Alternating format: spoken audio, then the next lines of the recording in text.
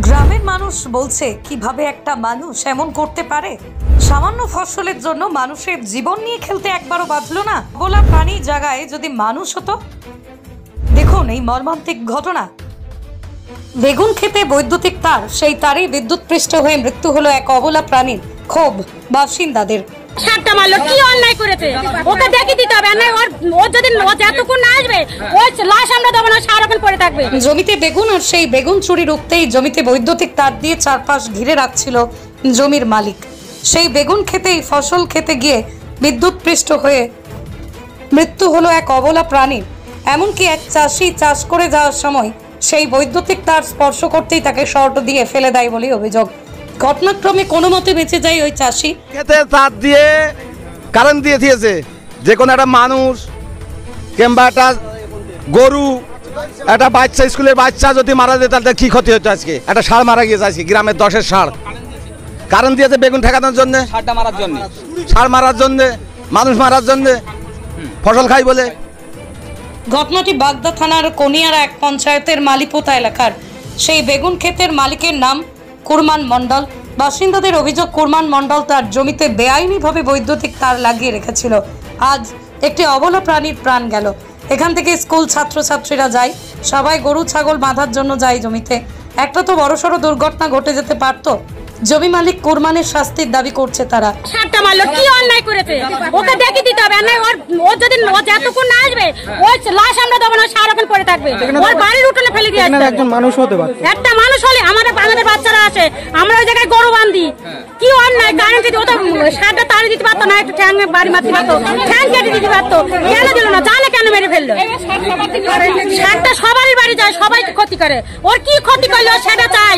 ওর আশা লাগবে কোনে পালিয়ে গিয়েছে, ওকে আসে ওর বলতে হবে যে আমি কি অন্যায়। এই ঘটনাকে কেন্দ্র করে বাসিন্দাদের মধ্যে ক্ষোভ দেখা যায়। চাঞ্চল্য ছড়িয়ে পড়ে গোটা এলাকায়। ঘটনাস্থলে পৌঁছয় বাগদা থানার পুলিশ মৃত ষাঁড়ের দেহ উদ্ধার করে নিয়ে যায়।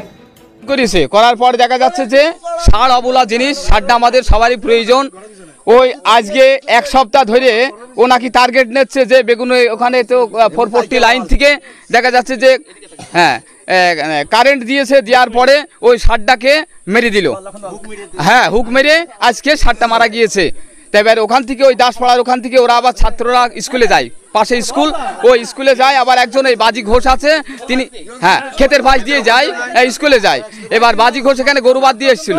ওই মানে ওই তারে নাকি একটু সাপোর্ট খাওয়ার সঙ্গে সঙ্গে উনি ছেটকে পড়ে যায়। তাই এর জন্য উপযুক্ত সাজা চাই আমরা। ঘটনার পর থেকে জমির মালিক পলাতক। এ বিষয়ে পঞ্চায়েত প্রধান সমীর কুমার বিশ্বাস বলেন, ফসলের ক্ষতি হলে আমাদের বলতে পারতো। এত ক্ষমতা কি করে হয় যে জমিতে কারেন্টের তার লাগাবে? পুলিশ প্রশাসনকে বলেছি 24 ঘন্টার মধ্যে আসামিকে গ্রেপ্তার করতে হবে।